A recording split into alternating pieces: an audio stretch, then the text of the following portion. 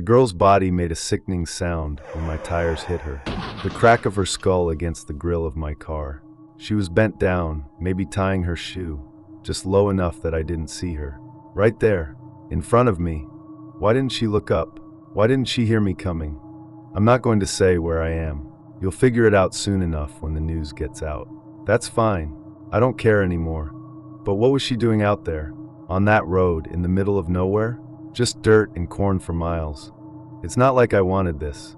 I didn't ask for it. I was in a hurry. It was raining. A sheet of fog rolled in, thick and low across the ground. 1 minute, I was looking down. The next, wham. Her body was there, twisted and broken, smeared across my grill like some goddamn nightmare I couldn't wake up from.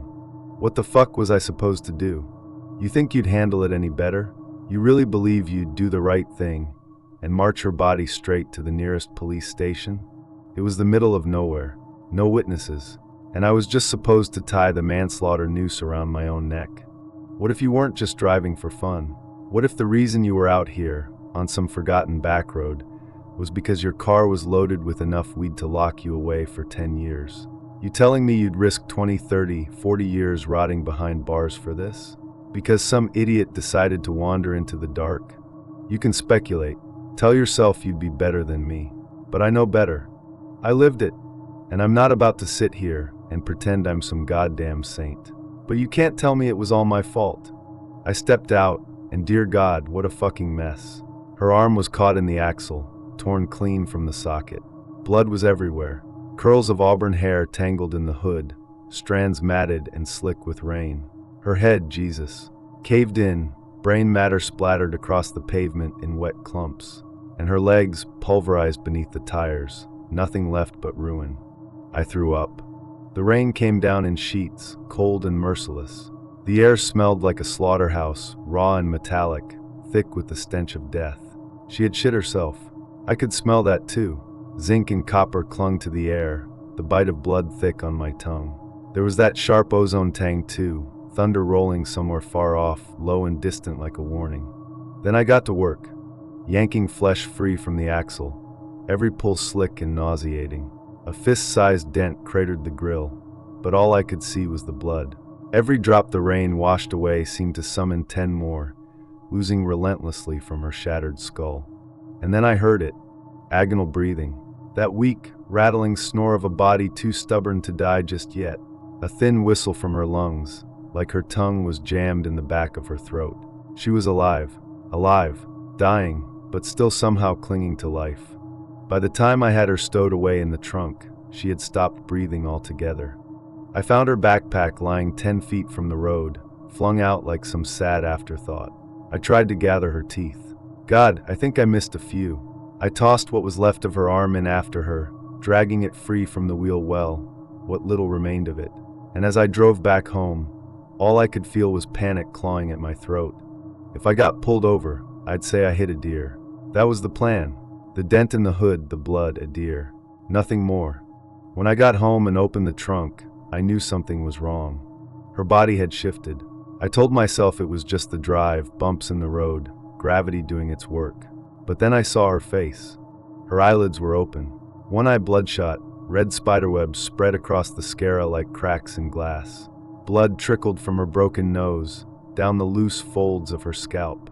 Her jaw hung wrong, split maybe somewhere below the incisors. And those eyes. God help me. I stared into them, watched as they centered on me, pupils dilated, locking on like she was still there. And in that moment, I swear to Christ, she smiled. Those eyes, transfixing, haunting, her broken jaw and all, she was smiling at me. Smiling like the fucking Cheshire Cat after someone took a baseball bat to its smug, grinning face. I slammed the trunk shut, hard enough to make the whole car shudder. My heart thundered in my chest, hooves pounding, relentless. Every beat was pain, sharp and jabbing, like my ribs were trying to split open. My pulse kicked wild in my throat, palpitations firing off like I was about to drop dead from a heart attack. I live alone, always have. The house, an old 80s era colonial, was left to me after my parents died. Most homes nowadays don't come with a dirt floor crawl space in the basement, but mine does. And really, where the hell else was I supposed to put her? I don't get visitors. I keep to myself. Reclusive, they'd call it. I work the toll booth during the day. That's it. No friends dropping by, no neighbors sticking their noses in. But I didn't have the guts to cut her apart, to hack her into manageable pieces and toss them into some river miles away. That felt like crossing a line. Dismemberment. Desecration. Though really, considering everything I had already done, would it have even mattered anymore? I dug deep, 6 feet down, maybe deeper, wrapped her in a blue tarp, thick and plastic, and shoved her into the hole. But the smell. God, the smell hit me harder than anything else. It wasn't just death. It was wrong. Sharp ammonia, like rancid cat piss, mixed with the stench of sulfur. Rotten eggs cracking open in the sun. Spoiled milk curdling in the back of your throat. I buried her, filled the dirt back in, packed it down as best I could. But the smell didn't go away. It lingered. I scrubbed my car clean, pulled clumps of hair out of the bumper, strands tangled and slick with dried blood. I tore the upholstery out of the trunk and burned it, watching the fabric curl and blacken in the flames. I didn't dare take the car to a mechanic. If things went south, if someone started asking questions, that car would be the noose around my neck. So I left it, parked it in the garage and locked it up tight. I even burned my stash, all of it. Didn't care about selling it anymore. Money didn't matter. Nothing did. Days passed.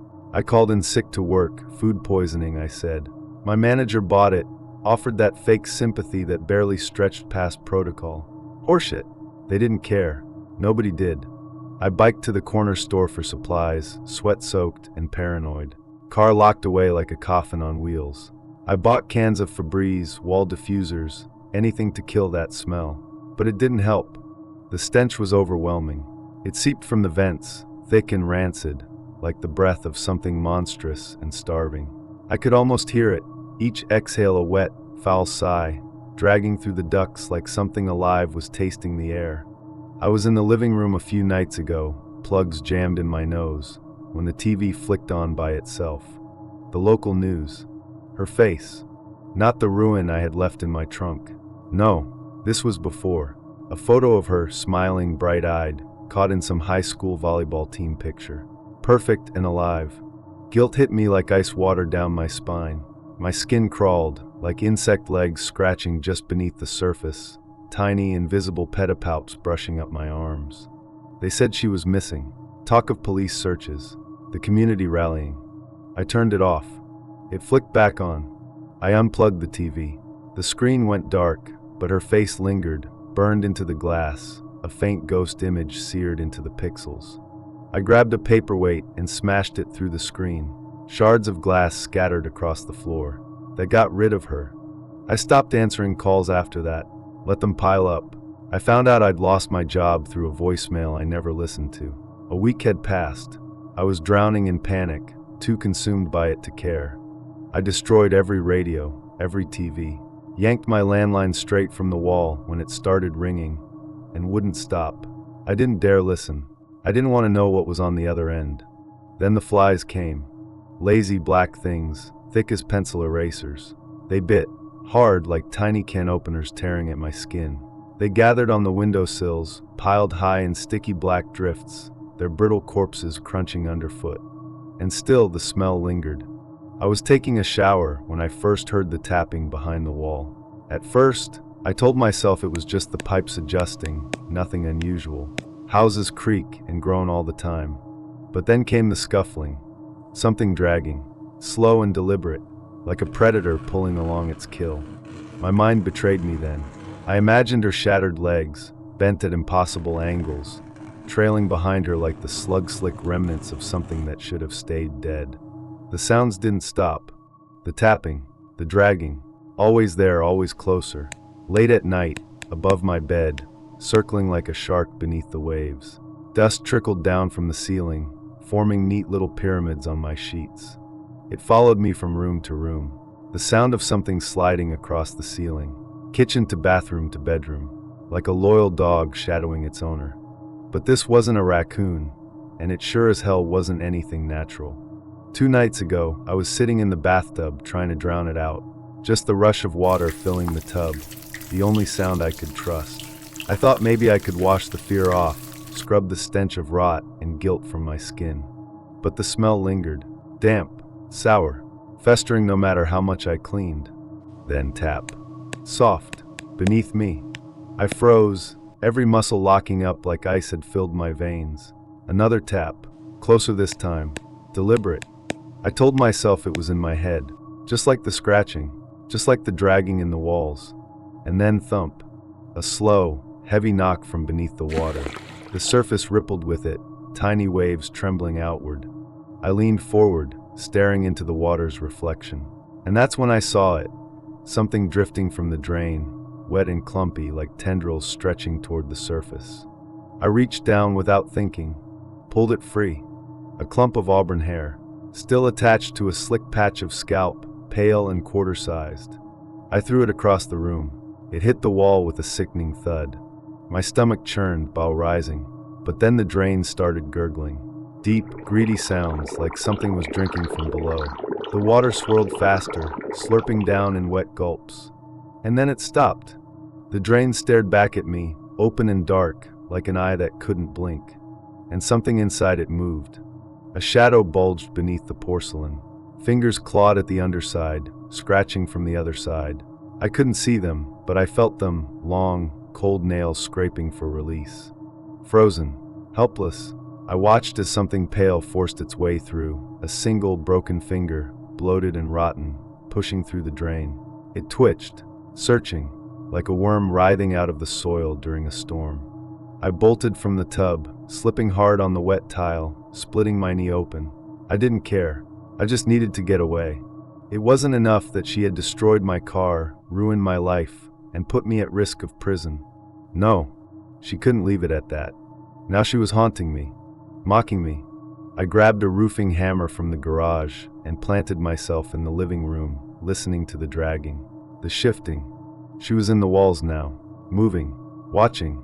When I heard her slither past the far wall, rage took over. I couldn't take it anymore. I rushed forward and began tearing into the drywall, hammering again and again. Bits of plaster rained down like snow. I caught sight of something pale. An arm, a leg, slithering just out of reach. And the smell. When the wall cracked open, it hit me like a freight train, rotten eggs, ammonia, and decaying flesh, thick enough to taste on the back of my tongue. She was contaminating my home, infecting it. I swung the hammer again, but before I could pull back, it was yanked from my hands, sucked into the wall with terrifying force. I stumbled backward, crashing into a lamp, breath ripped from my chest. All I could do was stare at the hole, gaping, useless, like a fish out of water. And then I saw it.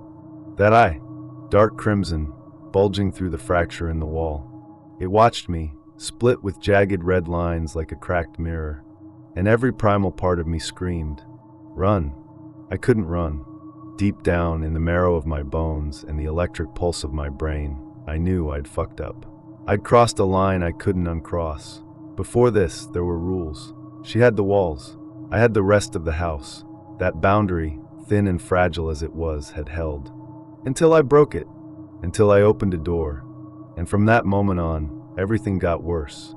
That night, as I lay in bed, every breath shallow and ragged, I heard it. The peeling of drywall. The slow, deliberate tear of the hole widening. A sound wet and gritty, like muscle being stripped from bone. I thought about vampires then. How they had to be invited in. Had I done that? Was smashing through that wall an invitation? When I finally worked up the nerve to rush downstairs, slower this time, more cautious, I saw what had become of the hole. It had widened into a mouth. The jagged edges of the drywall jutted out like cracked, broken teeth. She was inside now.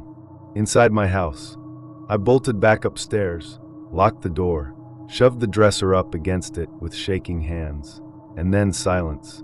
No scratching, no dragging, no circling from the walls while I lay there, eyes bloodshot and wide open, plugs jammed into my nose to fight that goddamn smell. Sulfur, decay, roadkill. And that's what she was now, wasn't she? Just roadkill. But then came the thumping. Below me, cabinets ripped from their hinges, drawers wrenched free and hurled across the floor. The unraveling of my home, my sanity, coming apart like a loose spool of thread. The destruction lasted all night. And then closer. I heard her crawl up the stairs, a wet, dragging thump, like a half-paralyzed child clawing her way upward.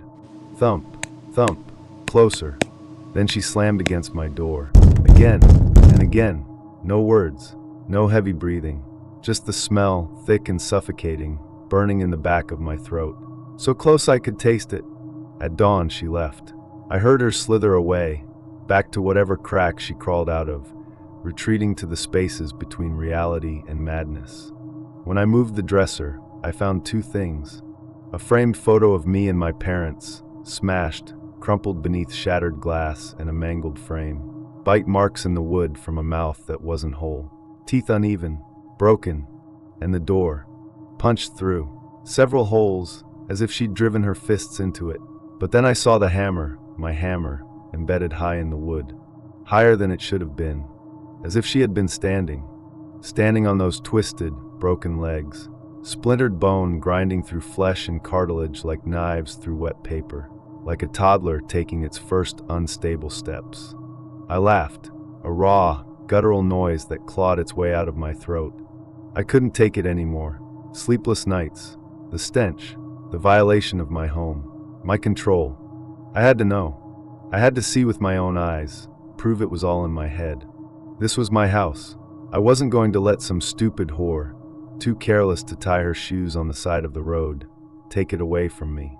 I needed to see her, convince myself she was still there, rotting in that pit, mangled, dead.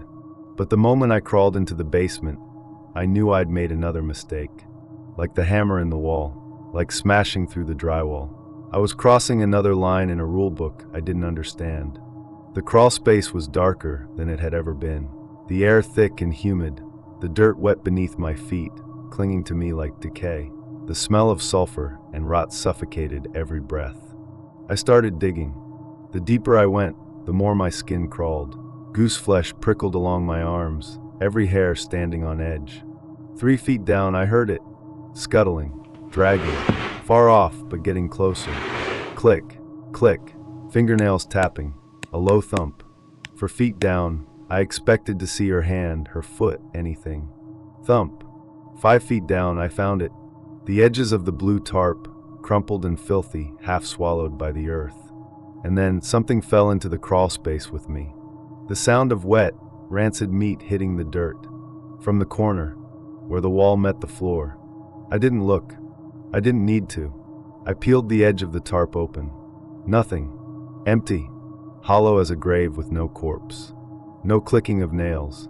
Just the wet, dragging sound now. Slow and steady.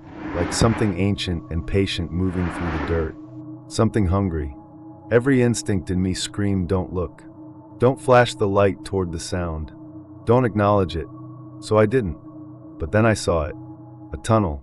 A narrow, collapsed burrow in the earth, leading away from the tarp and toward the cracks in the walls. Like she had writhed her way out, a worm slipping through the soil, dragging herself back into the shadows. I left the hole behind, left the tarp, crawled toward the faint glow of the hatch, heart pounding like a war drum. Huffing, stumbling, dirt filling my mouth, the copper sting of fear biting my tongue. But I could hear her behind me, that dragging. No breath, no groans, just silence and that awful, wet pull of something dead moving toward me. The hatch slammed shut above me. I screamed. I couldn't turn around. I couldn't bring myself to shine the light behind me. If I saw her, I knew it would break me. I crawled faster, like a dog, frantic and pathetic. My hands clawed at the earth, my knees scraped raw. My head slammed into a wooden post. Crack. White-hot pain exploded behind my eyes, and blood spilled down my face, thick and blinding. But I could hear her picking up speed. The dragging sound grew faster, more eager. I had to look. I didn't want to, but I had to. I turned the flashlight, and there she was, a broken rictus in the beam of my light, more rotten than I could have imagined. Skin sloughing off in ribbons, scalp peeled back like the torn skin of an orange, revealing wet, red bone beneath. Her body contorted into a sick parody of a crawl, like a spider with every leg snapped. Her arm reattached but wrong. bones stabbing through torn flesh like jagged knives. Her elbows bent outward, her knees twisted inward, an obscene mimicry of movement. And she was grinning, frozen in the beam like a deer caught in headlights. Her spine arched high above her head, jagged and crooked beneath her tattered shirt. An unnatural mountain range clawing for the sky. She didn't speak. She didn't need to, because then she moved. Sudden, violent. She charged. Her hands slapped the wet earth, arms pinwheeling, legs convulsing and crunching with every frantic step. Her broken body hurtled forward with terrifying speed. God, how was she so fast? The sound of cracking bones echoed through the crawl space. Clicks, pops, the awful shuffle of shattered limbs dragging forward. Pulling her closer. I reached the hatch. I forced it open, clawing at the frame, every muscle screaming. But something heavy pushed down from above. She was so close. That sulfurous stench, rot, death, and vengeance was inches away. And all I could do was push. I wrenched the hatch open with a burst of raw, terrified strength, and threw myself up the ladder. She hit the ladder behind me hard. The impact rattled the wood like a dog lunging for a ball and missing by inches. A wet, meaty thud followed as she collapsed below, but she didn't stay down. I heard her shuffle, then brace, knuckling onto her wrists like a broken marionette finding its balance again. I slammed the hatch shut. Locked it. She wasn't playing anymore. No more taunting. No more games. No dragging sounds meant to pull terror from me like blood from a wound. Now she wanted me. The cellar door shook beneath me as she slammed into it, over and over, relentless. No hesitation. No breath between each hit. A machine with no soul behind its violence. That's when I saw it. The dresser had fallen across the hatch, wedged tightly in place. She set a trap. That calculating, venomous thing had found a way to let it drop. Maybe she had weakened the leg, worn it down until it would collapse at the right moment. She turned on the TV before. God knows what else she could do. I imagined what she would have done to me if she had gotten hold of me. The frantic banging didn't stop. Each hit came without pause, without hesitation. Pure, mechanical persistence. I flipped the dresser back over, scattering a wave of those fat, lazy flies that had made my misery their nest, and sat on top of it, bracing myself against the door. And it didn't even feel angry. That was the worst part. It felt like she was enjoying it. The way she threw her broken body into the hatch, again and again, it wasn't rage driving her. It was hunger. The reckless, obsessive violence of a predator that didn't care if it tore itself apart in the process. Like a chained pit bull gnawing through its own flesh just to rip apart a stray cat. Relentless, predatory, unstoppable. That was 10 minutes ago. I sat there, thinking about burning it all down. Just torching the entire house, lighting her up along with everything else. But what if she didn't burn? What if she survived? That thought twisted in my gut like a knife. Somehow, that would be worse. No, I couldn't let it end that way. I made my decision. I would turn myself in. I'd go to prison, confess to everything, if it meant I'd never have to hear her again. Never hear her nails scraping through the walls, never hear her mangled hands thumping toward me in the dark. She had become a disease, a cancer gnawing through the fabric of my reality. But I could take back one thing. Control. I could still have that,